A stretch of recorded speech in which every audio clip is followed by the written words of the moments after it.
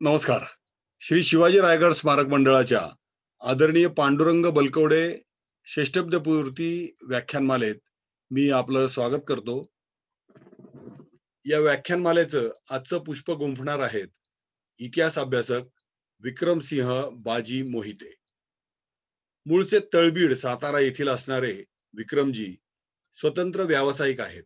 BCom marketing आणि strategic planning विषय घेऊन MBA शिक्षण पूर्ण केल्यानंतर त्यांनी प्राचीन भारतीय विद्या म्हणजे इंडोलॉजी हा विषय घेऊन MA ही पदवी मिळवलेली आहे. विक्रमजी हे स्वतंत्र व्यावसायिक आहेत. विशेषज्ञ म्हणून गेली 30 वर्ष ते पुणे, नवी दिल्ली, चेन्नई, बंगळूर, मुंबई येथे काम करत आहेत. तसेच मुंबई इथल्या एका नामवंत लॉजिस्टिक्स कंपनीचे CEO म्हणून त्यांनी काम केले आहे. व्यवसायानिमित्त विक्रमजींनी मोठ्या प्रमाणावर परदेश प्रवासही केलेला आहे. विक्रमजींचे वडील बाजीराव मोहिते हे आझाद हिंद फौजेमध्ये सहभागी होते. त्यांना भारत सरकारकडून ताम्रपत्र देऊन सन्मानही करण्यात आलेला आहे. श्री शिवाजी रायगड स्मारक मंडळातर्फे मराठ्यांच्या इतिहासात पराक्रम गाजवलेल्या घराण्यांपैकी दरवर्षी एका घराण्याच्या वंशजांना रायगडावर पुरस्कार देण्यात येतो. हा पुरस्कार देऊन 2011 साली माननीय बाजीराव मोहिते यांना सन्मानित करण्यात आले होते आणि तेव्हापासून हे मोहिते घराणं रायगड मंडळाशी अतिशय जवळचे संबंध बाळगून आहे. आदरणीय पांडुरंगजींवर तर बाजीराव मोहिते यांचं पुत्रवत प्रेम होतं आणि विक्रमजींनी देखील हा ऋणानुबंध आजवर सांभाळलेला आहे. माननीय बाजीराव मोहिते यांनी हिंदवी स्वराज्य महासंघाची स्थापना केली होती आणि आज विक्रमजी या महासंघाचे वरिष्ठ उपाध्यक्ष आहेत. विक्रमजी आपला व्यवसाय सांभाळून इतिहासाचा अभ्यास आणि संशोधन करत आहेत. सध्या ते मोहिते घराणं आणि स्थलांतर याविषयी प्रबंधासाठी संशोधन करत आहेत. आज विक्रमजी आपल्या समोर सरसेनापती हंबीरराव मोहिते यांचे हिंदवी स्वराज्य निर्मितीतील योगदान या विषयावर आपले विचार मांडणार आहेत. मी आदरणीय विक्रमजींचं स्वागत करतो आणि श्री शिवाजी रायगड स्मारक मंडळातर्फे त्यांचे आभार मानतो आणि त्यांना धन्यवादही देतो आणि आजच्या व्याख्यानमालेचं पुष्प गुंफण्याचे त्यांना विनंती करतो. धन्यवाद. नमस्कार. श्री शिवाजी रायगड स्मारक मंडळ यांनी आपली संस्कृती, आपला इतिहास या विषय घेऊन माननीय पांडुरंगजी बलकवडे यांच्या षष्टब्दी पूर्ती निमित्त ही व्याख्यानमाला जी आयोजित केली आहे त्याला मी शुभेच्छा देतो व मंडळाचं अभिनंदन करतो. पांडुरंगजींचा आणि आमच्या कुटुंबाचा आणि खास करून माझ्या वडिलांचा फार जुना परिचय व संबंध आहे. त्यांनी एकमेकांबरोबर भरपूर विचार विनिमय आणि काम केलेलं आहे.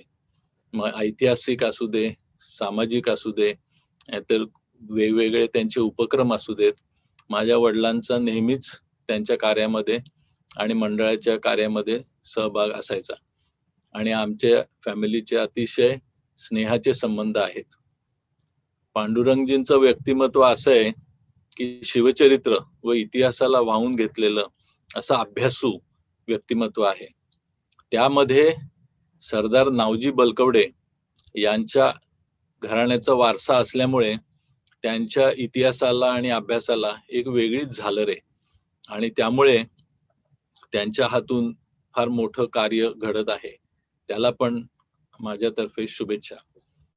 विधायक कामांसाठी आजकालच्या जगामध्ये चांगले कार्यकर्ते आणि आपले सहकारी मिळवणं हे खूप अवघड झालंय. परंतु ते काम बलकवडे साहेब अतिशय प्रेमाने आणि कष्टाने आणि उदार अंतःकरणाने करत आहेत आणि लोकांना स्फूर्ती मिळेल असं फार मोठं कार्य त्यांच्याकडून होत आहे आणि पुढे पण होत राहावं अशी मी त्यांना शुभेच्छा देतो. आज आपल्या व्याख्यानाचा विषय आहे सरसेनापती हंबीरराव मोहिते यांचे स्वराज्य निर्मितीतील योगदान.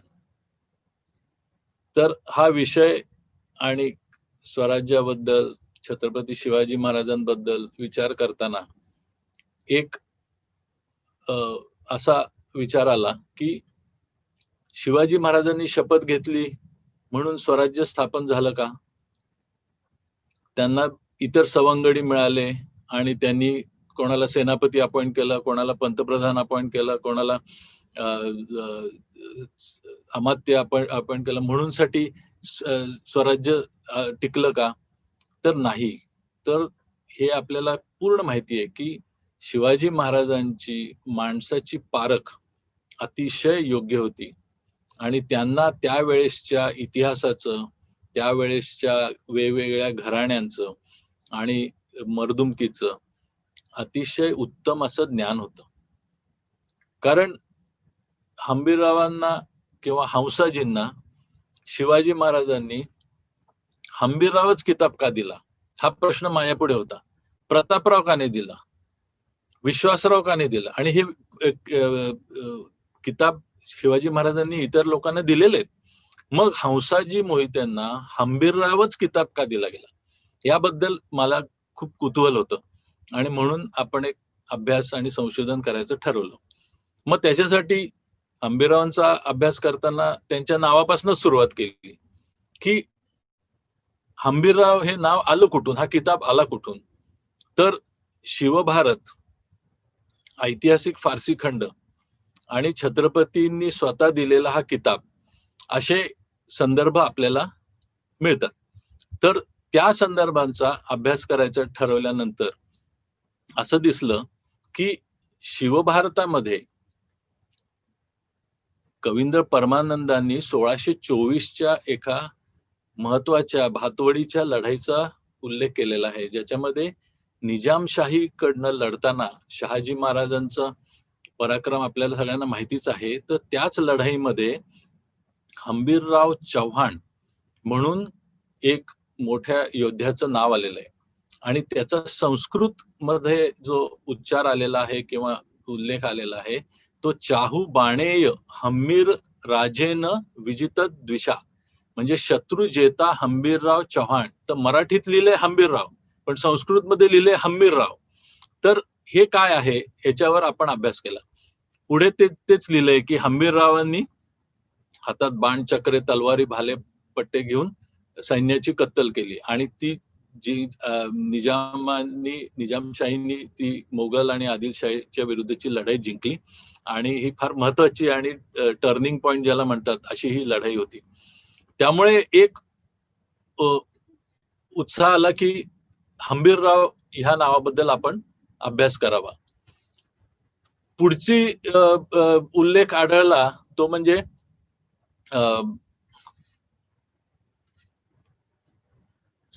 1874 मध्ये तंजावरचं जे राज्य होतं आणि शेवटचे महाराजा शिवाजी वारल्यानंतर त्यांची राजकन्या विजया मोहना मुक्तांबा बाईसाहेब यांचं लग्न हंबीरराव राजा सखाराम साहेब मोहिते यांच्याबरोबर झालं होतं आणि त्यांच्या हे जी केस आहे जी गव्हर्नर जनरलला सबमिट केली होती आणि ते सक्सेशनचं केस होते, त्याच्यात आपल्याला आता इंटरेस्ट नाहीये, परंतु त्याच्यामध्ये भोसले कुटुंबीय आणि मोहिते घराणं याचा सखोल अभ्यास त्यांनी सादर केलाय आणि हे टोटल 700 पानाची अशी ही केस आहे, कोर्ट केस आहे. तर हे आपल्याकडे एक मिळालं आणि त्याच्यामध्ये पण पुन्हा हाच उल्लेख आला आहे की हम्मीर, कुठे अमीर आणि हंबीर असे हे आलटून पालटून कधी उच्चारामधले किंवा भाषेतले अपभ्रंश असे येतात. परंतु हे सगळं एकच आहे असं दिसलं. त्यामुळे पुन्हा आता उत्सुकता लागली, की हंबीरराव किंवा हम्मीरराव हे नाव आलं कुठून? तर त्याचा शोध घेता असं दिसलं, की अ, रणथंबोरचा राजा अ, राय हम्मीर देव चौहान हा 1280 ते 1301 या साली त्यांनी ह्या राज्य केलं. आणि अतिशय शूर, अतिशय विद्वान आणि आदर्श असा राजा हा होऊन गेला. तर हा कुठल्या कुळीतला होता? तर पृथ्वीराज चौहानाचा 7वा वंशज होता. आणि त्या कुटुंबानी, पृथ्वीराज चौहानाच्या कुटुंबानी काय हाल अपेष्टा सहन केल्या आणि अ, परकीयांच्या आक्रमणाला तोंड देत देत त्यांनी टिकाव धरला होता. आणि त्यामुळे ह्या राजाला कल्पना होती आणि म्हणून त्यांनी पहिल्यांदा फार मोठं सैन्य गोळा करायचं आणि दिग्विजय करायचा हे ठरवून रणथंबोर पासनं ते माउंट आबू पासनं धार उज्जैन पर्यंत आणि मथुरा पर्यंत असा खूप मोठा प्रदेश काबीज केला. तिथल्या राजांना मांडलिक करून घेतलं किंवा त्यांना जिंकलं आणि आपलं खूप मोठी सेना तयार केली. त्याचा उद्देश एकच होता, की हे जे परकीय तुर्की लोक भारतामध्ये हल्ला करतात आहेत आणि राज्य करतात आहेत, त्यांचा मुकाबला करायचा, हिंदू धर्माचं रक्षण करायचं, आपले पूर्वज पृथ्वीराज चौहान सारखं राज्य उभारायचं आणि आपलं चांगलं असं मंदिरं बांधणे किंवा आपलं धर्माचं रक्षण करणे हे त्याचं राज्याचं उद्दिष्ट होतं. आणि त्याच्यामध्ये तो खूप अंशी सफल झाला. इतका सफल झाला की त्याच्या नावाची महाकाव्य किंवा काव्य हम्मीर रासो ही अजूनही तिथे गायली जातात. आज आपण शिवाजी महाराजांचे पोवाडे जसे ऐकतो तसे तिथे हम्मीर रासो म्हणजे हम्मीर देव चौहानवर काव्य केलेली आहेत ती गातात. आणि त्याचं एक कडवं इथे आहे की तो किती विद्वान होता व किती दानशूर होता आणि लोकांना कशी मदत करायचा ह्याच्यावर हे काव्य आहे. तर मन द्वादस चुग पडे जहां पंछी सब आवे अंध अपंग विरध राव के भोजन पावे. राव म्हणजे हम्मीर राव. कहा लो कहो हम्मीर गुण कहत न आवे मोर दाता सुर हम्मीर सम निजरी न आवे और धनी धनी राव हम्मीर धनी स जननी जिन जाए जो जो कहते बचन सुरसोई निरबाहे. म्हणजे जे वचन तो बोलेल तो निभावतो. आज काज आप काज सबको मरे. स्वतःचा स्वार्थ साधण्यासाठी सगळे मरत असतात. पर कारज परकार दुसऱ्या परोपकारासाठी मरत न कोय. तुमसे राव हमीर नर हुआ न कोई होय. असं त्याचं कौतुक हे एकच आहे. असे फार सुंदर असं ते काव्य त्यांचं केलेलं आहे. जलालुद्दीन खिलजीला 1290 पासून 1299 पर्यंत राय हम्मीर देव चौहाननी 3दा हरवलं आणि त्यांचं रणथंबोर हे राज्य टिकवलं. त्याच्यानंतर अल्लाउद्दीन खिलजीला एकदा हरवलं. पण शेवटी मोहम्मद शहा म्हणून अल्लाउद्दीनचा एक सरदार होता, त्याला ह्यांनी आसरा दिला आणि त्याच्यावरनं अल्लाउद्दीन खिलजीचा आणि हम्मीर रावाचं बिनसलं आणि अल्लाउद्दीननी प्रचंड मोठं सैन्य घेऊन रणथंबोरवर आक्रमण केलं. 1 वर्ष ते लढत राहिले, परंतु लढून हम्मीर देव चौहानला हरवू शकला नाही. शेवटी फितुरी करून ते त्याला हरवलं आणि रणथंबोर पडलं. ही घटना 1301 ची आहे आणि त्याची राणी रंगादेवी आणि इतर राण्या आणि महिलांनी रणथंबोरच्या किल्ल्यावर जोहार केला. ही घटना पद्मावती राणी पद्मावतीच्या चितोडच्या प्रसंगाच्या आधी 2 वर्ष झालेली आहे. चितोडला जे झालं आणि राणी पद्मावतीने जोहार केला ते 1303 ची घटना आहे. 2 वर्ष आधीची ही घटना आहे. त्यामुळे आणि जेव्हा हम्मीर देव चौहान वारले लढाईमध्ये तेव्हा त्यांचं वय हार्डली 30-31 वर्षाचं होतं. याचा अर्थ त्यांची मुलं 8 ते 12 वर्षाची असतील जास्तीत जास्त. त्यामुळे ते लहान मुलांना घेऊन त्यांचे काही सरदार रणथंबोर किल्ल्यातनं बाहेर पडले असतील आणि दक्षिणेमध्ये आलेले असणार. असा एकंदरीत निष्कर्ष दिसतो आणि हे हम्मीरराव पासनं रणथंबोरच्या राजापासनं आलंय असं आत्ताच्या संशोधनातनं आमचा निष्कर्ष आलेला आहे. आता ह्याच्या पुढे जाऊन मोहितेंचा रेफरन्स कुठे येतो तर इब्राहिम आदिलशाह याचं फारसी फरमान 1542 आहे. त्याची तुम्ही चित्र बघू शकत असाल, हे ओरिजिनल चित्राचा फोटो आहे हा.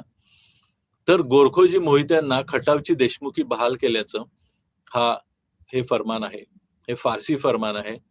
आणि ह्याच्यामध्ये असं दिलेलं आहे की ही देशमुखी गोरखोजी मोहिते कुटुंबाकडे आधीपासूनच चालत आलेली आहे आणि त्यांनी दाखवलेल्या कागदांची शहानिशा केल्यानंतर हे फरमान काढण्यात आलेलं आहे की त्यांची ही देशमुखी पुढे चालत पिढीजा चालत राहावी, असं ते फरमानाचा तर्जुमा आहे. तो आपण ट्रान्सलेट करून घेतलाय. त्याच्यानंतर बागलाण म्हणून जो नाशिकच्या वरती सटाणा आणि जालना या इथला खूप मोठा टापू आहे, तर त्या बागलाणची देशमुखी पण मोहित्यांकडे होती असं शहाजहानच्या पत्रांमध्ये आणि औरंगजेबाचा जेव्हा तो दक्षिणेमध्ये सुभेदार होता तेव्हाच्या पत्रांमध्ये हा उल्लेख आढळतो. त्यामुळे असे हे सगळं विजयाचं आणि पराक्रमाचं कुटुंब वेगवेगळे लोक तर बागलांमध्ये आणि खटावमध्ये ते स्थायिक झालेले दिसतात. त्याच्यातून पुढे हे त्यातला एक मुलगा, कारण देशमुखी ही नेहमी मोठ्या मुलाकडे जायची, मग बाकीच्या मुलांनी काय करायचं तर बाकीची मुलं दुसऱ्या कुठल्या तरी राजाकडे किंवा इतर सरदाराकडे नोकरीला जायचे.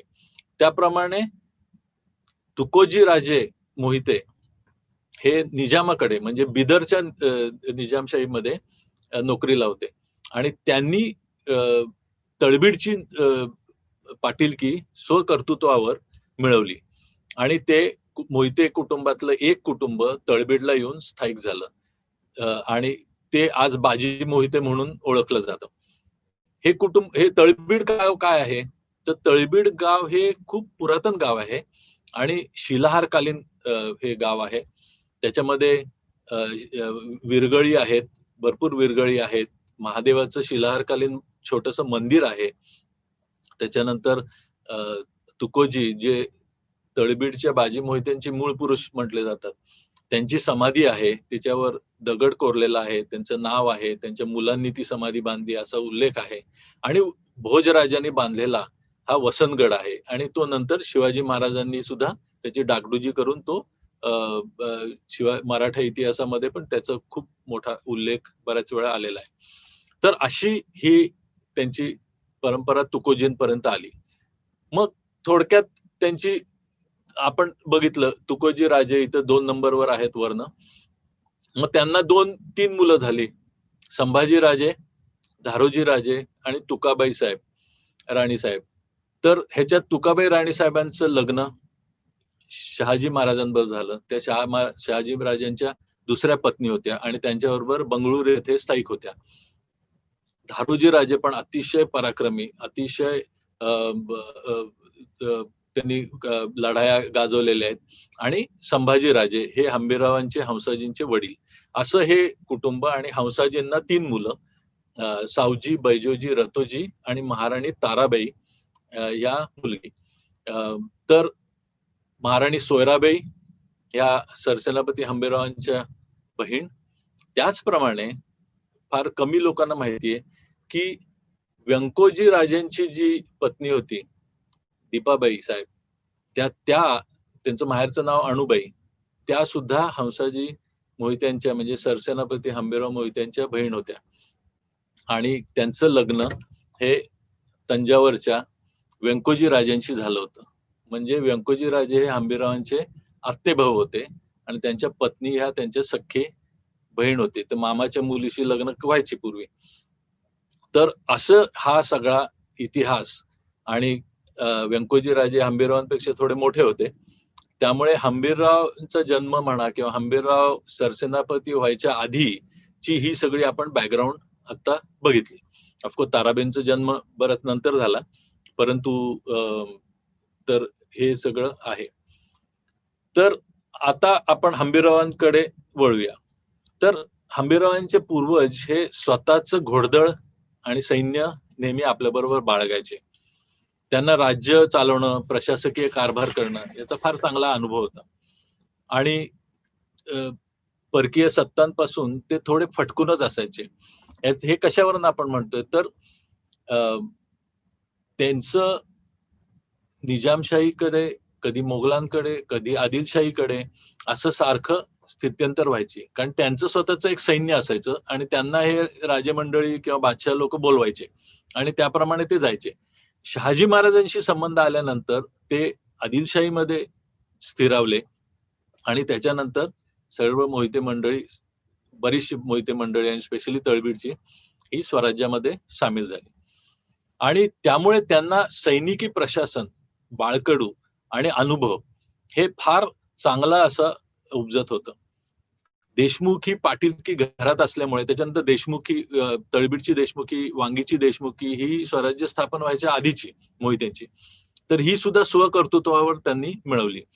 त्यामुळे त्यांना एक प्रकारचा फार चांगला प्रशासनाचा अनुभव व मोठा हंबीरदेव चव्हाणापासूनचा वारसा, अशा बॅकग्राऊंडवर छत्रपती शिवाजी महाराजांनी अशा पराक्रमी प्राचीन राजघराण्यातील तरुण, तडफदार, उत्साही, गुणवान, सुशिक्षित, प्रशिक्षित योद्धा अष्टप्रधान मंडळामध्ये सरसेनापती म्हणून नेमला.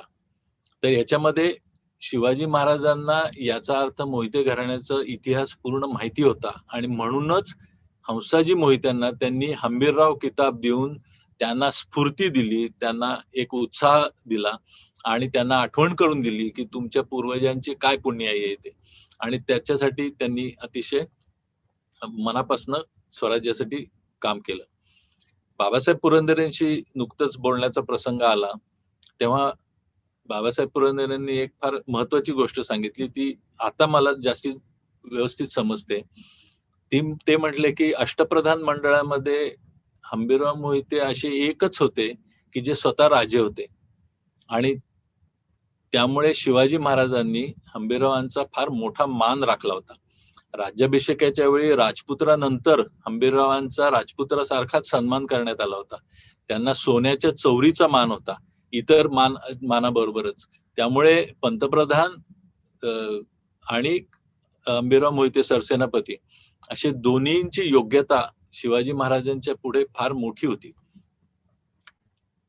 तरी सुद्धा सरसेनापती हंबीरराव मोहिते यांनी स्वराज्याचं स्वप्न काय आहे आणि छत्रपती शिवरायांची नीती आणि उद्देश हे अतिशय उत्तम रीतीने आत्मसात केलं होतं आणि त्यामुळे त्यांना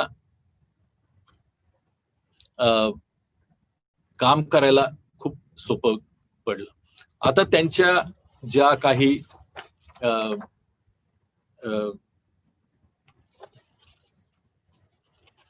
स्वराज्य निर्मितीतील योगदान आहे त्याच्याकडे वळूया. तर स्वराज्य विस्तार, स्वराज्य म्हणजे काय, राज्य करायचं, राजा म्हणजे काय, तर स्वराज्य विस्तार.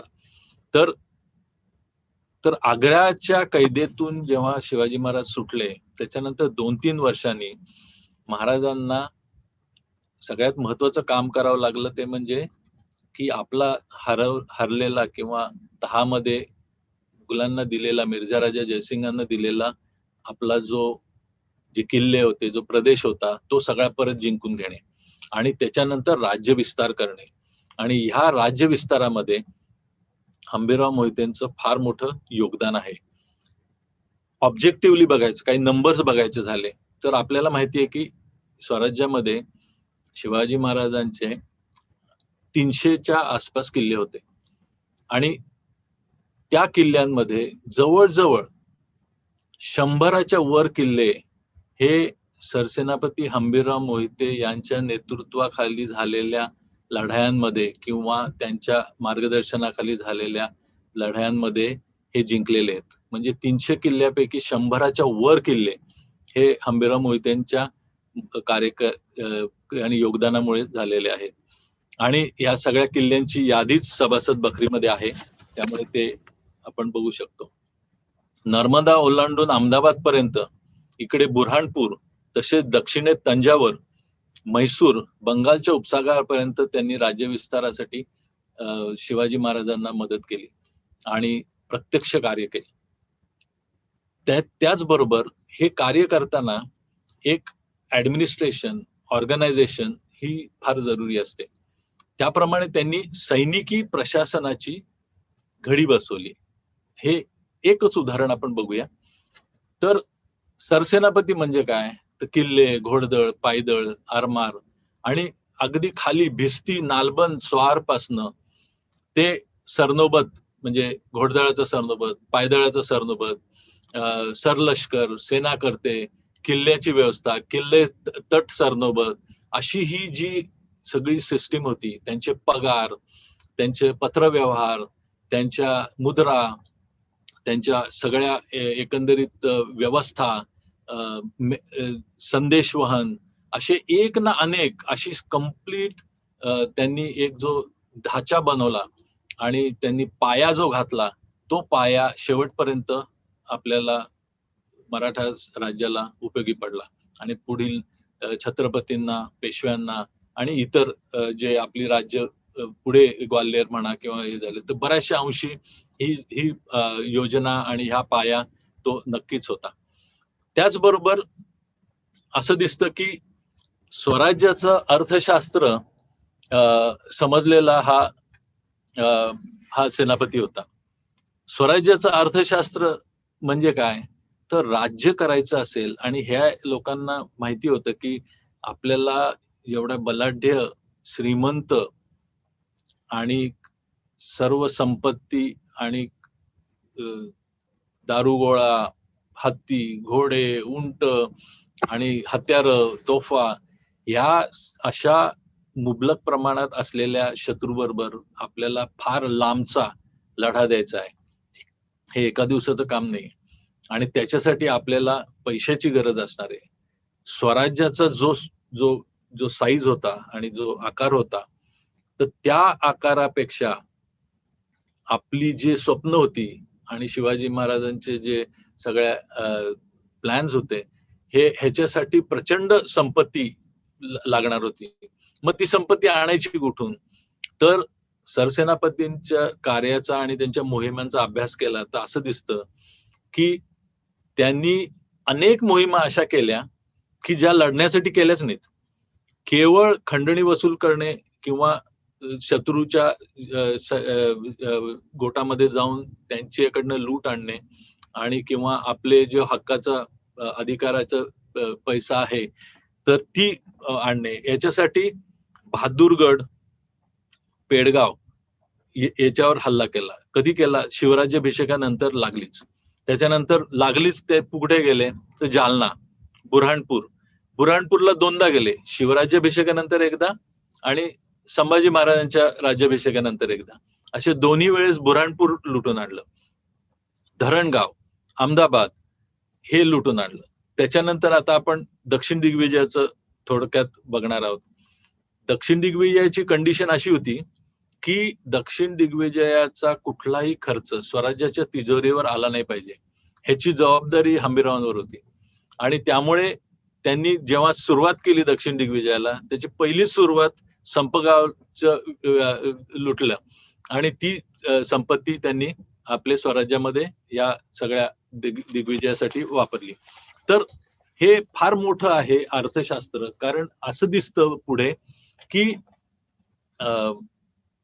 बऱ्याचशा मोहिमा नंतर पुढे ज्या आखल्या गेल्या तेव्हा आपल्या सरदारांचे पैसेच संपायचे किंवा सामुग्री संपायची, कर्ज काढायची वेळ यायची आणि ते आपल्याला कुठे दिसत नाही या सगळ्या मोहिमांमध्ये.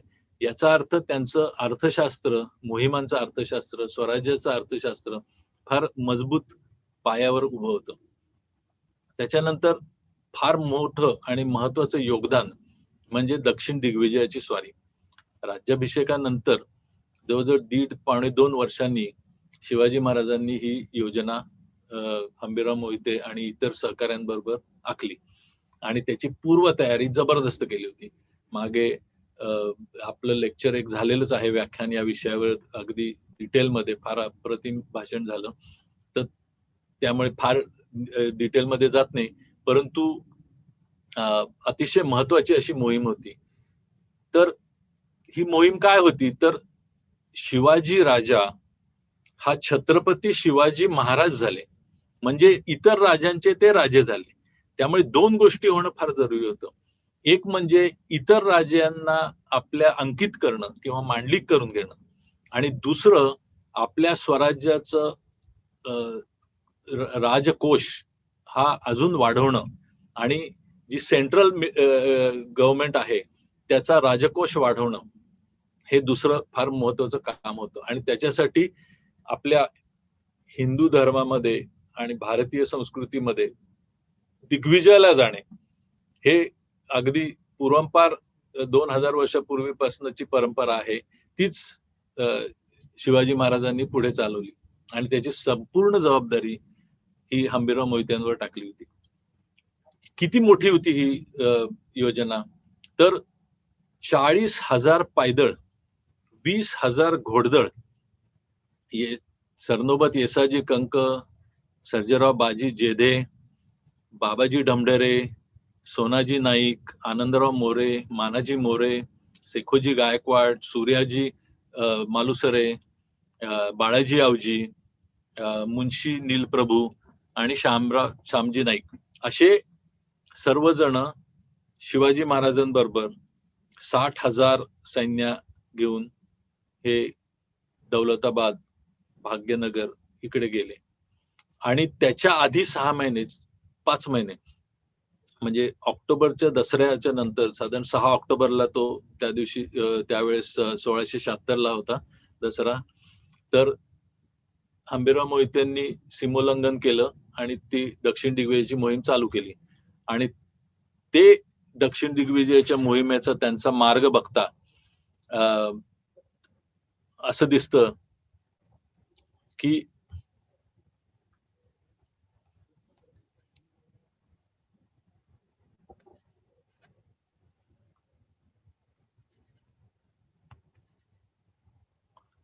हा हंबीरराव मोहित्यांचा मार्ग, ह्याच्यावरनं असं दिसतं की विजापूर मध्ये ठेवलंय आणि रायगडावरनं संपगाव, तोरगळ, गदग, त्याच्यानंतर तिथे जे दिसत नाहीये ते येलबुर्ग आहे आणि कोप्पळ आहे, आणि तिथून वरती गोवळकोंडा फोर्ट, अशा तिथे हंबीरराव गेले. आणि त्याच्यावरनं असं दिसतंय की विजापूरला वळसा घालून आणि ह्या मार्गाने हंबीररावांनी जायचं. आणि शिवाजी महाराज, आणि हा मार्ग होता जो महाराज परत याच मार्गाने आले गदग पासून वरती, तर तो परतीचा मार्ग सुरक्षित करायचा. हा जो स्लाइड आहे ही शिवाजी महाराजांचा रूट होता, जो विजापूरच्या उत्तरेकडनं आणि गोदावरी नदी एका बाजूला ठेवून, म्हणजे तो प्रोटेक्ट केलं, एक बाजू सुरक्षित ठेवली. आणि हे 60,000 सैन्य घेऊन हे मुघलांच्या थोडासा प्रदेश होता, परंतु तेव्हा बहादूरगडामध्ये शिवाजी महाराजांनी आपलं 5,000चं सैन्य घेऊन त्याला शांत बसवला होता. त्यामुळे त्यांनी व्यवस्थित मुघलांचा भाग क्रॉस केला. गोदावरीच्या काठाकाठाने नांदेड, बोधन मार्गे ते गोवळकोंडा फोर्टला पोहोचले. आणि ह्याच्यावरनं असं दिसेल की समजा विजापूरमधनं तेव्हा जे अफगाण लोक किंवा जे बाहेरचे उत्तर हिंदुस्थानातले खान लोक जे राज्य करत होते आणि त्यांचा दबदबा वाढला होता, त्यांनी जर काय अटॅक केला तर खालनं हंबीररावांनी त्यांच्यावर अटॅक करायचा. तर असा हा शिवाजी महाराजांचा मार्ग. आणि इकडून हंबीरराव येऊन मग त्यांना भेटले आणि मग पुढे जाऊन त्यांनी शिवाजी महाराज आणि गोवळकोंडाच्या किल्ल्यापासून तंजावूर पर्यंत एकत्र प्रवास परत केला. आणि मग परतीच्या वेळेस बंगळूर पर्यंत हंबीरराव त्यांच्याबरोबर होते. आणि नंतर शिवाजी महाराज ह्या जो प्रदेश हंबीररावांनी ऑलरेडी जिंकला होता तर त्या प्रदेशामधनं परत स्वराज्यामध्ये आले. तर परतीचा मार्ग सुरक्षित करणे. त्याच्यानंतर किती प्रदेश जिंकला, तर हा एवढा प्रदेश जिंकला. आता पूर्वीचं आपलं स्वराज्याचा प्रदेश एक डावीकडे एक दिसतोय आणि त्याच्यापेक्षा मोठा प्रदेश असा हा दक्षिण दिग्विजयाच्या मोहिमेमध्ये जिंकला, ज्याचं नेतृत्व हंबीररावांनी केलं होतं. आणि त्याचबरोबर तर ह्याच्यामध्ये 100 किल्ले आणि 20 लक्षहून उत्पन्नाचा प्रदेश स्वराज्याला जोडला. हे दोन्ही महत्वाचं होतं.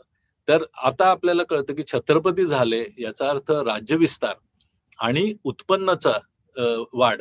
त्याचबरोबर अनेक राजे जे इथे फक्त हा प्रत्यक्ष ताबा असलेल्या प्रदेशाचा हा ब्राऊन कलर मध्ये नकाशा आहे, परंतु त्याच्याच वरती हे तानाशहाचं, कुतुबशहाचं राज्य होतं, जे आपलं मांडलिक झालं होतं. तसेच खाली अनेक नायक सरदार होते, ते सुद्धा आपले मांडलिक झाले होते. त्यामुळे हा विस्तार ह्याच्यापेक्षा जो दिसतोय त्याच्यापेक्षा मोठा होता. पण हा प्रत्यक्ष मराठा साम्राज्याच्या अधिपत्याखाली असलेले हे सगळे किल्ले आणि ह्या सगळ्या दक्षिणेतील किल्ल्यांची यादी सभासद बकरीमध्ये आहे आणि ती अतिशय इंटरेस्टिंग आहे. तर त्याच्यानंतर हा जिंजीचा किल्ला, जिंकणं हे इतकं महत्वाचं होतं. आणि त्याचबरोबर वेल्लोरचा किल्ला हा जिंकला. वेल्लोरचा किल्ला हा न लढता फक्त वेढा टाकून त्या आतमध्ये असलेल्या सरदाराला अक्षरशः नको नको करून सोडलं आणि शेवटी मग त्यांनी ते किल्ला आपल्या स्वाधीन केला. हंबीरराव मोहिते आणि हणमंते यांच्या स्वाधीन केला. तर असं जे त्यांचं जे होतं, नको तिथे जोर लावायचं नाही, सगळीकडे लढलंच पाहिजे असं सुद्धा नाही, त्याच्यावर आपण पुढे बोलूच. तर हे सगळं केलं. त्याच्यानंतर तंजावरचं संपूर्ण राज्य जिंकलं आणि स्वतःचा अहंकार न ठेवता शिवाजी महाराजांनी सांगितलं ते व्यंकोजी राजांना परत द्या, त्याप्रमाणे त्यांनी त्यांना परत दिलं. सो आणि मोहीम 2 वर्षांनी संपल्यानंतर संतोजी भोसले आणि रघुनाथ पंत हणमंते यांना ते डेलिगेट केलं. त्यांच्यावर सगळी जबाबदारी महाराजांनी सोपवली होती, त्यांच्या स्वाधीन केलं आणि हंबीरराव परत रायगडी परतले. त्यांचा फार मोठा सत्कार केला गेला आणि नॅचरली ते शिवाजी महाराजांचं जे एक स्वप्न होतं, ती योजना पूर्णपणे अंमलात आणण्याचं श्रेय हे दक्षिण दिग्विजयाचं श्रेय हंबीररावांकडे जातं. हंबीररावांची रणनीती काय होती, तर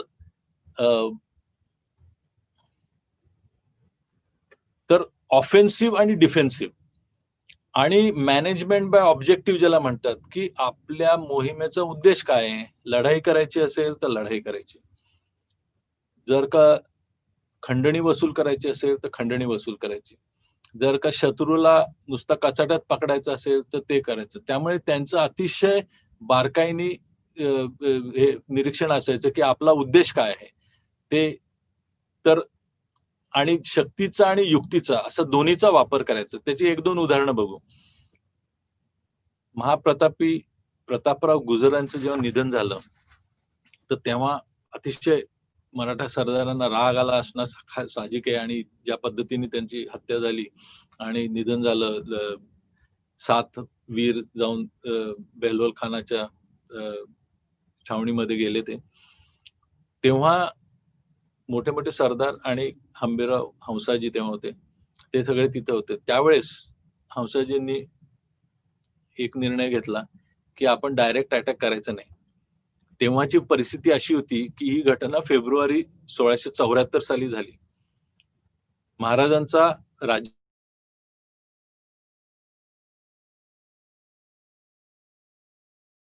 राज्यामध्ये बेहलोल खानासारखा शत्रू स्वराज्यावर चालून आलेला होता आणि अशा ह्याच्यामध्ये स्वराज्याचं सेनापतीचं निधन होणं हे फार मोठा आघात होता स्वराज्यावर. तरी सुद्धा विचलित न होता, उतावीळ न होता त्यांनी काय केलं असेल तर सगळ्यात पहिल्यांदा बेहलोल खानाची जी जहागीर होती आदिलशाही मुलखामध्ये, त्या जहागिरीवर हल्ला केला आणि त्या जहागिरीवर हल्ला केल्यामुळे बेहलोल खानाला स्वराज्यावर चाल करण्याचं सगळं सोडून देऊन ती स्वतःची जहागीर वाचवण्यासाठी परत फिरावं लागलं आणि त्यामुळे स्वराज्यावरचं संकट टळलं. एवढंच नाही तर आंबेरावांनी त्याची जहागिरीमधनं बरीच लूट आणली आणि स्वराज्यामध्ये जमा केली. त्याच्यानंतर राज्याभिषेकानंतर जेव्हा बुऱ्हाणपूर त्यांनी लुटलं, त्यावेळी दिलेर खान दक्षिणेत होता आणि त्याला कळलं की हंबीरराव फार मोठी लूट घेऊन हे येत आहेत. तिथे दिलेर खानाशी भांडत ते बसले नाहीत, लढाई करत बसले नाहीत, युद्ध करत बसले नाहीत. तर त्यांनी त्याला गुंगारा देऊन आपल्या जी सगळी सामुग्री होती, दौलत होती, त्याची वेगळी व्यवस्था केली, त्यांना वेगळा रूट दिला आणि दिलेर खानला गुंगारा देऊन स्वतः दुसऱ्या बाजूनी जाऊन सगळी दौलत स्वराज्यामध्ये एकदम व्यवस्थित जमा केली. तर हे फार मोठं आहे. बहादूरगडच्या लुटीमध्ये सुद्धा त्यांनी पेडगावचे शहाणे ही जी म्हण पडली त्याला कारणीभूत सरसेनापती हंबीरराव मोहिते. त्यांनी बहादूरगड हे दक्षिणेतलं मोगलांचं फार मोठं ठाणं होतं आणि त्या ठाण्यामध्ये संपत्ती, हत्यारं, दारुगोळा, घोडे, पैसा अडका सगळं असायचं आणि ते स्वराज्याला जरुरी होतं. ते सोलापूर रोडवर, पुणे सोलापूर रोडवर 100 किलोमीटरवर आहे साधारण. तर हंबीररावांनी ती योजना आखली. 2000 सैन्य घेऊन गेले. 1500 सैन्य पूर्वेच्या बाजूनी, पुण्याच्या बाजूनी तिकडे पाठवलं आणि बहादूर खानाला किल्ल्यातनं बाहेर काढलं. स्वतः 500 सैन्य घेऊन एका बाजूला दबा धरून बसले होते आणि बहादूर खान बाहेर आला आणि जे पळत सुटले आपलं सैन्य उलटं फिरलं आणि पुण्याच्या बाजूने पळायला लागलं आणि इतकं पळत पळत पळत पळत पळत जवळजवळ 60-70 किलोमीटर पळत आले. जवळ आले मुघलांचं सैन्य की अजून जोरात पळायचे आणि हळूहळू करत 50-60 किलोमीटर नंतर 4-4, 10-10 सैनिक असे बाजूला बाजूला होत गावांमध्ये गायब व्हायचे आणि शेवटी कोणीच उरलं नाही. बहादूर खानाला कळेना की कोणाशी लढायचं आणि मग त्याला कळलं की आपल्याला वेडं बनवलेलं आहे आणि अशी ती पेडगावचे शहाणे म्हणून ती म्हण पडली आणि पाठीमागनं हंबीररावांनी त्याचा अख्खा तो भुईकोट किल्ला कंप्लीट लुटला. तो सगळी संपत्ती आपल्याकडे आणली आणि बहादूर खानाच्या हातामध्ये कोणीही लागलं नाही. एकही सैनिक मारला गेला नाही. तर हे युक्ती वापरायची आहे. पण वैयक्तिक शौर्य आणि पराक्रम याच्यामध्ये हंबीररावांची पण तोड नव्हती. तलवारबाजी, घोडसवारी, धनुष्य चालवणे याच्यामध्ये ते निष्णात होते आणि त्यांना ते तसं शिक्षणच मिळालेलं होतं. गनिमी काव्यामध्ये ते तरबेज होते, परंतु येलबुर्ग्याला कोप्पळच्या ज्या हुसेन खान मियानाबरोबर लढाई झाली त्याच्यामध्ये हंबीररावांकडे 5000 सैन्य होतं आणि हुसेन खान मियानाकडे 20,000 सैन्य होतं आणि ह्याचं अप्रतिम वर्णन हे फारसी दप्तरामध्येच मिळतं आपल्याला की हंबीररावांनी आपल्या 5000 सैन्याला कशी योजना आणि त्याची व्यूहरचना केली की हुसेन खान मियानाच्या हजारो लोकांची कत्तल झाली. आपल्याकडचे 5-50 लोक फक्त जखमी झाले आणि हुसेन खान मियानाला जिवंत पकडलं. तर हे कसं झालं असेल तर त्या आता डिटेलमध्ये जाणं एक वेगळी विषयच आहे तो. परंतु तंजावरच्या व्यंकोजी राजांशी पण युद्ध करून त्यांचा संपूर्ण पराभव केला. त्यामुळे कमीत कमी सैन्यामध्ये मोठ्यात मोठ्या शत्रूचा निर्णायक पराभव करणे आणि विजय संपादन करणं याच्यामध्ये ते फार माहिर होते आणि हे फार मोठं योगदान होतं त्यांचं. आणि त्यांच्याबरोबर इतर अनेक लढवय्ये असे होते, त्यांची नावं आपण पुढे बघूच, की जे तयार झाले आणि ती शैली, मराठा युद्धाची शैली जी शहाजी महाराज, शिवाजी महाराज, सरसेनापती हंबीरराव मोहिते, नेताजी पालकर या सगळ्यांनी फार उत्तम रीतीने अंमलात आणली. त्याच्यामध्ये ह्यांचं पण नाव घेणं फार जरुरी आहे. त्यांचे इतर लढाई आहेत, कारण लढाईशिवाय इतिहास होत नाही त्यामुळे, परंतु लढाईचा इतिहास सांगण्याचा माझा असा उद्देश नाहीये.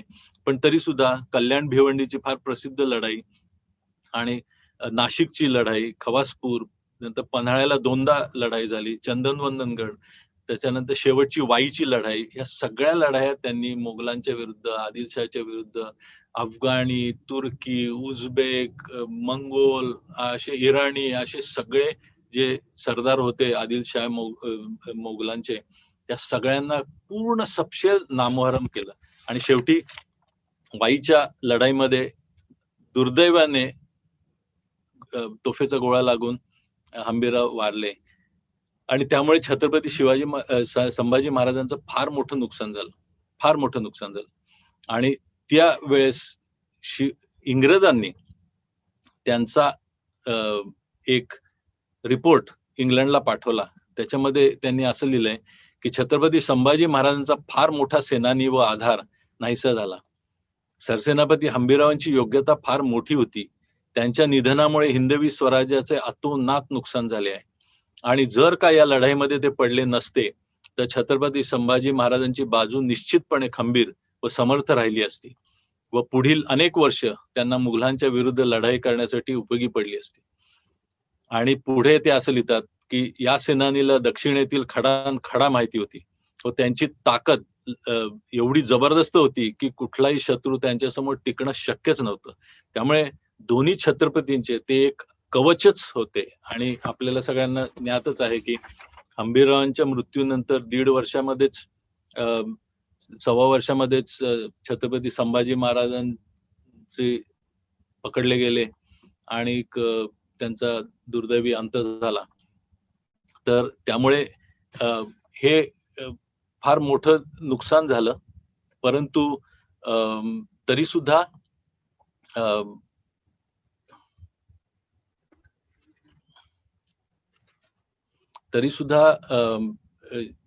हंबीररावांनी जो त्यांचा वारसा आणि पुढे जे लढाईमध्ये हे केले, त्यांचं जे सरदार तयार केले, त्यांनी फार मोठं कार्य केलं. आता त्यांचा स्वभाव कसा असेल तर त्यांची मुद्रा कशी होती. आता ही त्यांची प्रत्यक्ष मुद्रा नाहीये, परंतु हा मजकूर एक्झॅक्टली सेम आहे. फक्त त्याचं थोडं पिक्चरायझेशन आपण केलेलं आहे. तर त्यांच्या मुद्राचा अर्थ आपण संस्कृत मध्ये आहे ते बघितला तर कळतं की ते कसे असतील आणि त्यांचा स्वभाव कसा असेल आणि त्यांचं व्यक्तिमत्व कसं असेल. आणि ही मुद्रा छत्रपती शिवाजी महाराजांनी आणि संभाजी महाराजांनी मान्य केलेली अशी मुद्रा आहे. याच्यावरूनच त्यांचं महत्व आणि स्थान आपल्या स्वराज्यामध्ये काय होतं हे कळतं. तर मच्छीव म्हणजे अलभ्य, दुर्मिळ, विरळा असा सत्यनिष्ठ व विचारवंत सेनापती नाही सेनाधीश हंबीरराव अशी त्यांची मुद्रा होती. आणि ही मुद्रा सरसेनापती म्हणून त्यांनी वागवली आणि ती सर्व मान्य अशी मुद्रा होती. त्यावेळेस संस्कृतमध्ये मुद्रा असणं हे फार महत्वाचं होतं, जे सरदार मंडळी होती त्यांची. आणि सगळ्यात महत्वाचं म्हणजे ह्या मुद्रेमध्ये त्यांचं स्वतःचं वर्णन आहे. बऱ्याचशा मुद्रेमध्ये राजाशी निरंतर सेवा किंवा दृढ भाव किंवा इतर अशा भाषा वापरली जाते. परंतु इथे त्यांचं स्वतःचं वर्णन केलेलं आहे. ह्याच्यावरनं पुन्हा बाबासाहेबांनी जे सांगितलं की ते स्वतः राजे होते, त्यामुळे त्यांना त्या योग्यतेची मुद्रा पण त्यांना होती. तर सत्यनिष्ठ विचारवंत सेनाधीश असं आणि असा मिळणं अतिशय दुर्मिळ. त्यामुळे हे फार महत्वाचं. त्यांचं आतापर्यंत बघितलेलं आयुष्य बघितलं तर असं दिसतं की उतावळेपणा, हेकेखोरपणा त्यांच्या स्वभावात अजिबात नव्हता. अतिशय जबाबदारीने आणि तरुण होते. 33 वर्षाचे असताना ते सरसेनापती झाले.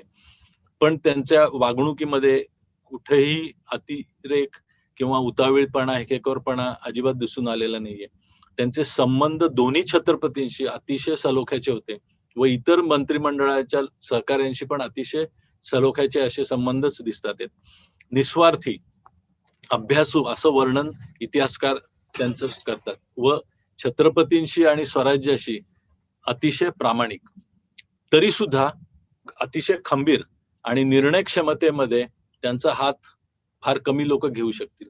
कारण छत्रपती शिवाजी महाराजांच्या निर्वाणानंतर जो प्रसंग उद्भवला, कुटुंब कलह आणि अष्टप्रधान मंडळामध्ये जो बेबनाव झाला आणि काही लोकांनी स्वार्थापोटी छत्रपती संभाजी महाराजांना अटक करण्याचं षडयंत्र केलं, त्याला हंबीररावांनी पूर्ण विरोध केला आणि छत्रपती संभाजी महाराजांच्या पाठीशी उभे राहिले आणि त्यांना राजा म्हणून घोषित करण्यामागे आणि छत्रपतीच्या सिंहासनावर बसवण्यामध्ये हंबीररावांचा फार मोठा वाटा होता. या सगळ्या प्रकरणामध्ये नाती गोती स्वार्थ हे काही त्यांनी मध्ये येऊ दिलं नाही. स्वराज्याचं हित हेच प्रथम याच्याप्रमाणे त्यांनी आपला धर्म राखला आणि पुरुषार्थ म्हणजे काय, अजून दुसरे काय असणार. शत्रूच्या मनात सुद्धा त्यांच्याबद्दल अतिशय आदरयुक्त दरारा व भीती होती आणि त्यांच्या कार्याचं खूप लोकांनी कौतुकच केलेलं आहे.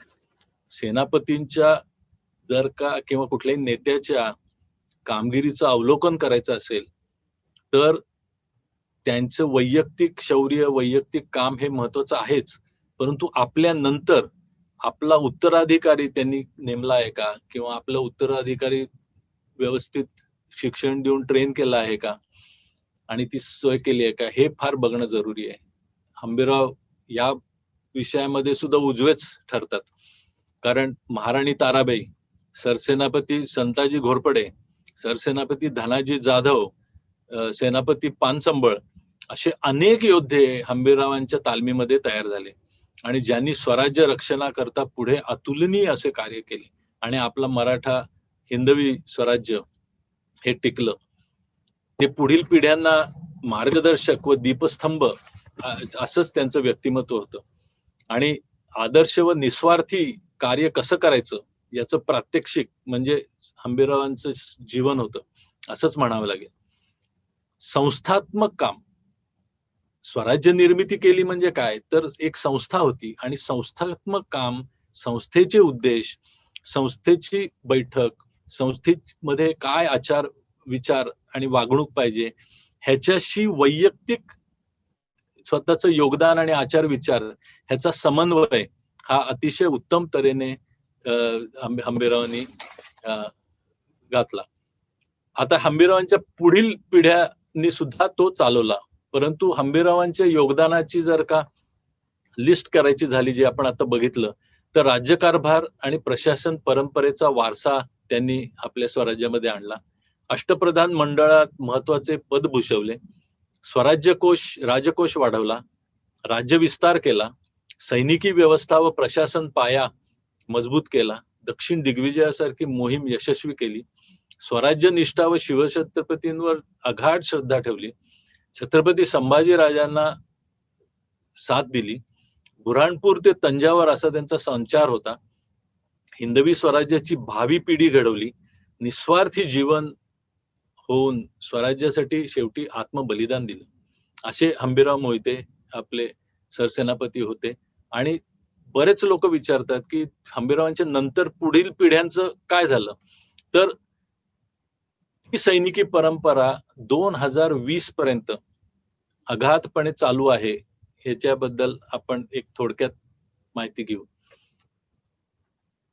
आपल्याला माहितीच आहे की राजाराम महाराज हे हंबीररावांचे भाचे होते, त्यामुळे ते छत्रपती झाल्यानंतर 11 वर्ष आणि त्यांच्यानंतर त्यांची कन्या महाराणी ताराबाई यांनी जो अलौकिक पराक्रम करून 18 वर्ष प्रत्यक्ष औरंगजेबाला तोंड दिलं आणि त्याच्या फौजेविरुद्ध युद्ध केली आणि शेवटी ताराबाईंनी औरंगजेबाला इतकं जेरीस आणलं की मुघलांना अक्षरशः कफल्लक करून टाकलं आणि तशा त्या उद्विग्न परिस्थितीमध्ये औरंगजेबाचा अंत झाला.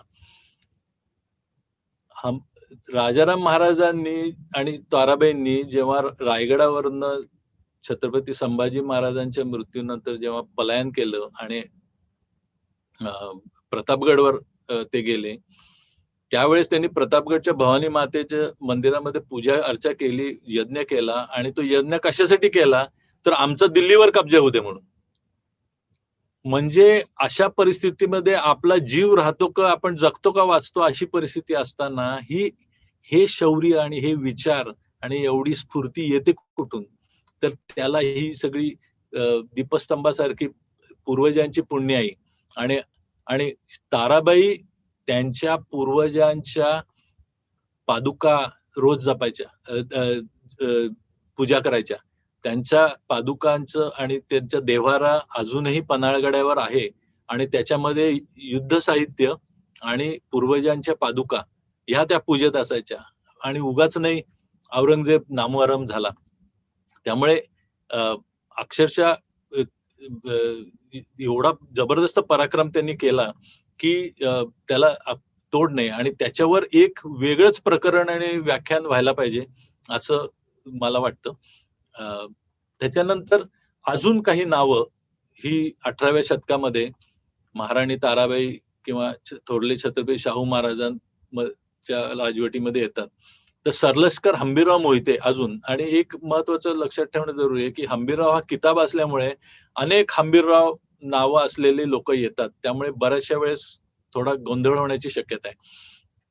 तर नेताजी मोहिते देशमुख, सटवोजी मोहिते, शहाजी मोहिते राजगड, भवानजी मोहिते उपसरखेल दक्षिण कोकण, अतलोजी मोहिते.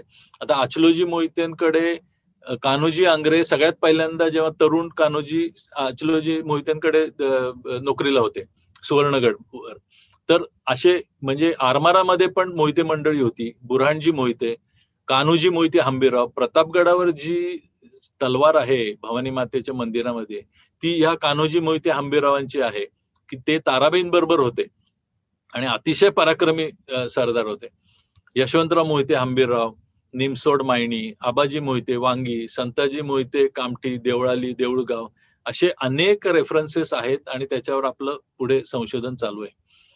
त्याच्यानंतर पानिपतचा संग्राम 1761 मध्ये मराठा सैन्यातील धारातीर्थी पडलेले नामी सरदार आणि त्याच्यामध्ये 7 मोहिते सरदार होते, त्यांची नावं इथे दिलेली आहेत. ह्याच्यामध्ये आबाजी मोहिते आणि अकोजी मोहिते हे वडील आणि मुलगा होते, तळबीडचे होते ते, आणि त्यांचं फार मोठं योगदान आहे. यांची नावं सगळी पानिपतच्या बखरीमध्ये आलेली आहेत. जानोजी मोहिते हे यांना आकिवटचं इनाम दिलेले, त्याचा हा कागद आहे. आता पुढे प्रश्न पडतो की मराठा सरदार आणि स्पेशली मोहिते मंडळी ही इंग्रजांच्या सैन्यामध्ये कशी गेली. तर 1818 मध्ये जेव्हा मराठ्यांचा आणि ब्रिटिशांचा तह झाला, त्या तहातलं कलम 5 का 6 असं होतं की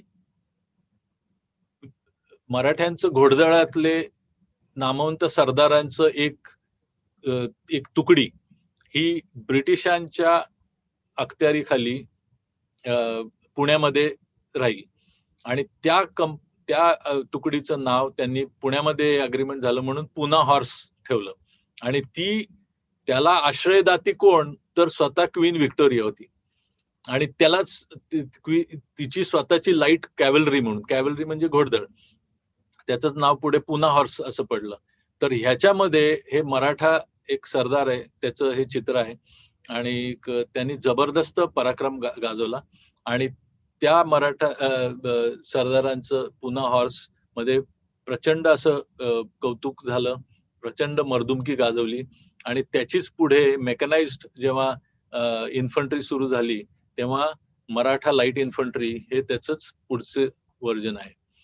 तर ह्याच्यामध्ये सुभेदार मेजर रामचंद्रराव मोहिते जे तलवार व घोडसवारीत पटाईत होते, 1903 मध्ये त्यांची लंडनमध्ये किंग एडवर्डच्या ऑफिसमध्ये नियुक्ती झाली होती. 2 वर्ष ते लंडनच्या बकिंगहॅम पॅलेसमध्ये ऑफिसमध्ये काम करत होते.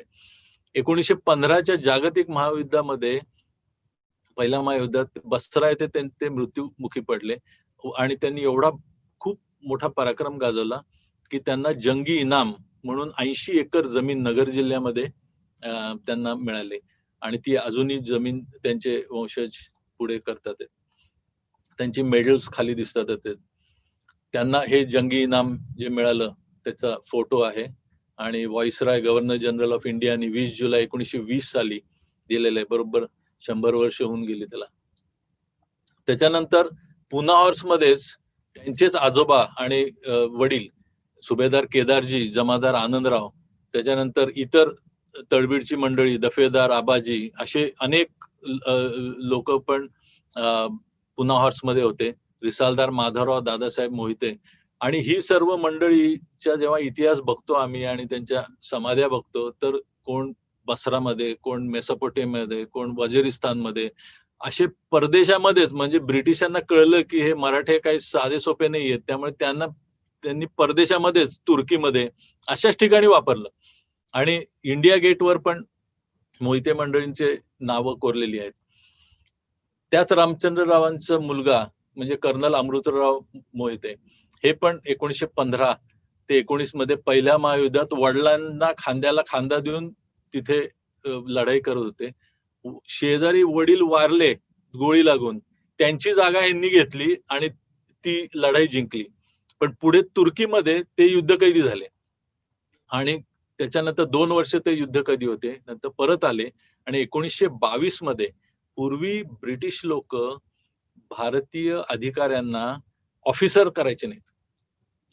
मग बरेचसे आपल्या काँग्रेसनी आणि इतर ऑफिसर्सनी इंग्रजांवर दबाव आणला. मग त्यांनी सांगितलं तुम्ही सँडर्सला जा, तिकडे लंडनमध्ये, तिथं परीक्षा पास झाला तर तुम्हाला ऑफिसर बनवू. तिकडे आपले लोक गेले आणि प्रत्येक वेळी फेल करायचे. त्यामुळे आपले ऑफिसरच व्हायचे नाहीत लोक. पहिल्या बॅचमध्ये direct Kings commission Indian officer म्हणून जनरल करिअप्पा आणि कर्नल अमृतराव रामचंद्रराव मोहिते यांची अपॉइंटमेंट झालेली आहे, कारण त्यांची योग्यताच त्या लेवलची होती.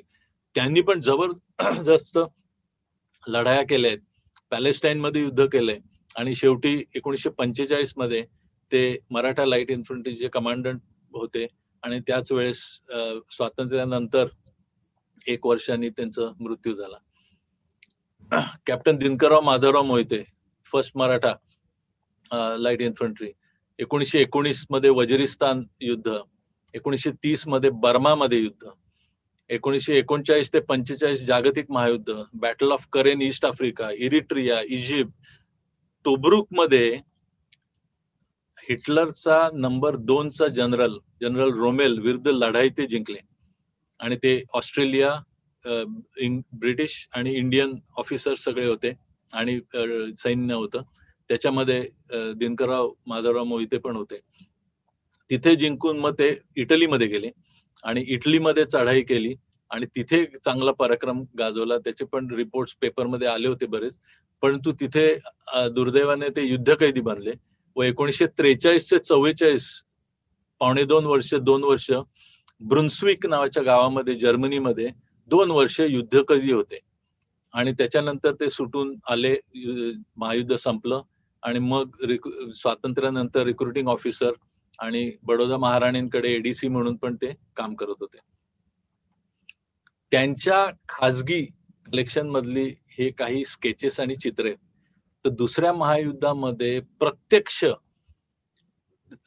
ज्यांनी सहभाग घेतला त्या ब्रिटिश ऑफिसर्सनी काढलेली ही चित्र दिनकरराव मोहित्यांच्या कलेक्शन मध्ये आहेत आणि ही अप्रतिम अशी चित्र आहेत आणि अतिशय दुर्मिळ आहेत, म्हणून मी आज ठरवलं की आपल्या बरोबर शेअर करावं.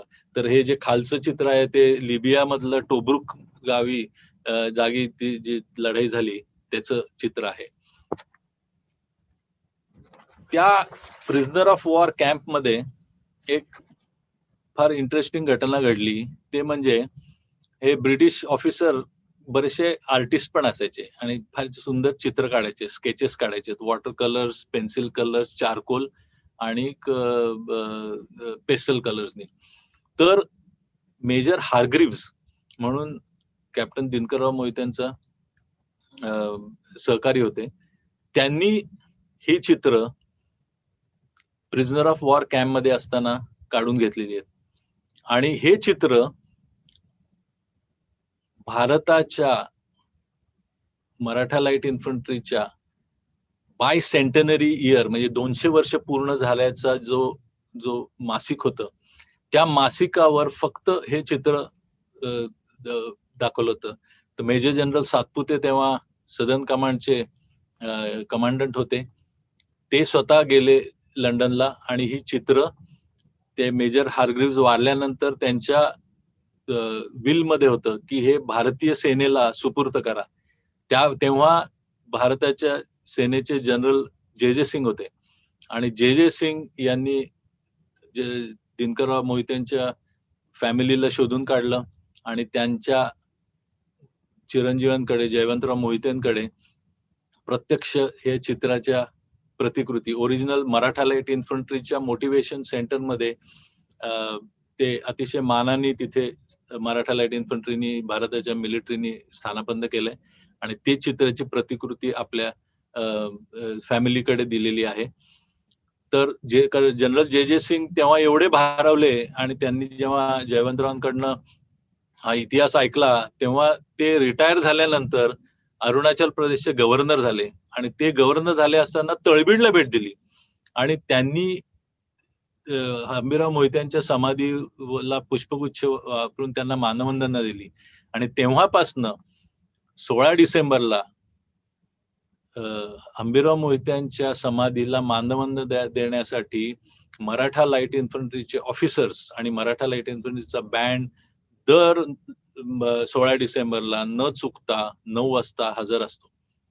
आणि त्याच्यामध्ये अजून एक महत्वाचं नाव म्हणजे कर्नल पाटील साहेब, संभाजी पाटील यांचं पण फार मोठं योगदान आहे. अशी ही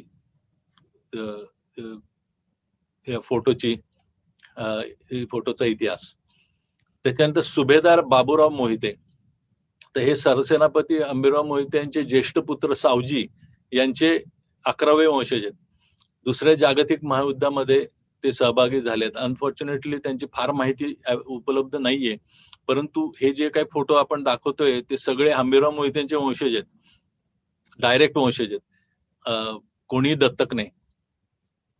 हे कर्नल शिवाजी अमृतराव मोहिते, हे चीन, पाकिस्तान, बांगलादेश आणि ते पॅरा डिव्हिजन मध्ये यशस्वी आणि धडाडीचे अधिकारी होते. हे शहाजी अमृतराव मोहिते, कर्नल, चीन, पाकिस्तान, बांगलादेश, दीव दमण मुक्ती मध्ये जबरदस्त पराक्रम गाजवलेला आहे आणि हे पण पॅरा डिव्हिजन मध्ये एक यंग ऑफिसर होते. Captain Vishwasrao Dinkarrao Mohite, Maratha light infantry, 1961, 65, 71 आणि 87-90च्या श्रीलंका शांती सेनेमध्ये ते सहभागी होते. आणि कॅप्टन हंबीरराव अमृतराव मोहिते हे दुसऱ्या महायुद्धामध्ये लढलेले आणि अजूनही हयात असलेले असे ऑफिसर आणि हंबीररावांचे तिसरे सुपुत्र रतोजी यांचे वंशज आज पुण्यामध्ये राहतात. त्यांनी 43 ते 18व्या वर्षी कॅप्टन झाले, सेकंड लेफ्टनंट, आणि 43-45 जागतिक दुसऱ्या महायुद्धामध्ये अँटी टँक प्लटून कमांडर म्हणून ते इटलीमध्ये लढले. मॉन्टे कॅसिनो, रोम, फ्लॉरेन्स मध्ये लढाया केल्या. 46 मध्ये जेव्हा युद्ध संपलं त्याच्यानंतर जपानवर कब्जा मिळवण्यासाठी, जपान हारलं मित्र राष्ट्रांची, तर त्याच्यामध्ये टोकियो येथे मित्र राष्ट्रांच्या सैन्यामध्ये त्यांची नेमणूक झाली व ते सगळं ऍडमिनिस्ट्रेशन बघायला ते गेले होते. 23व्या वर्षी मिलिटरी सेवेतून निवृत्त झाले, कारण त्यांच्या घरातले सर्वजण मारले गेले होते आणि घरामध्ये 4-4 विधवा बाया होत्या. तर त्यांची सोय बघणं आणि त्यांनी कुटुंबाचं चरितार्थ बघणं आणि शेती बघणं हे फार महत्वाचं होतं. ती इनामाची जमीन होती, ती शेती बघणं जरुरी होती. भाऊ छोटे होते, त्यांना शिक्षण देणं जरुरी होतं. त्यामुळे त्यांना 23व्या वर्षी ते मिलिटरी सेवेतून निवृत्त झाले आणि आपल्या इनामाच्या जमिनीमध्ये नगरला प्रगतिशील शेती करायला लागले. 1950 मधला भारतातील पहिला साखर कारखाना आहे, सहकारी साखर कारखान्याचे ते पहिले डायरेक्टर वयाच्या 26व्या वर्षी झाले आणि director agriculture bank of Baroda, सैनिक स्कूल सातारा स्थापनेमध्ये पुढाकार व प्रत्यक्ष त्यांचा सहभाग होता. असे त्यांचं पण फार मोठं योगदान आहे. सरसेनापती हंबीरराव मोहित्यांची जी समाधी आहे ही त्यांच्या जमिनीमध्ये आणि त्यांनी ह्याचं दानपत्र दिलंय तळबीडच्या गावकऱ्यांसाठी. आणि ह्याच फोटोमध्ये आपले बलकवडे साहेब पण मध्ये पाठीमागे दिसतात आणि हे कॅप्टन हंबीरराव अमृतराव मोहिते. आणि आता 2020 ब्रिगेडियर संग्राम शहाजी मोहिते आमचे बंधू हे मराठा लाईट इन्फंट्री मध्ये आता कार्यरत आहेत आणि हंबीरराव मोहितेंची मोठी परंपरा अजूनही सांभाळत आहेत. आणि त्यांच्याबद्दल जास्ती माहिती देता येत नाही, कारण ते इज अ सर्व्हिंग ऑफिसर, त्यामुळे बिकॉज ऑफ सिक्रेसी सगळं सांगता येत नाही. असे ही सगळी सरसेनापती हंबीररावांचे योगदान, त्यांच्या वंशजांचे योगदान आपण आज बघितलं. हा मला मोका दिला त्याबद्दल मी श्री शिवाजी रायगड स्मारक मंडळाचे आभार व्यक्त करतो. रक्षणं सर्वभूतानामिति क्षात्रं परम मतम. धन्यवाद.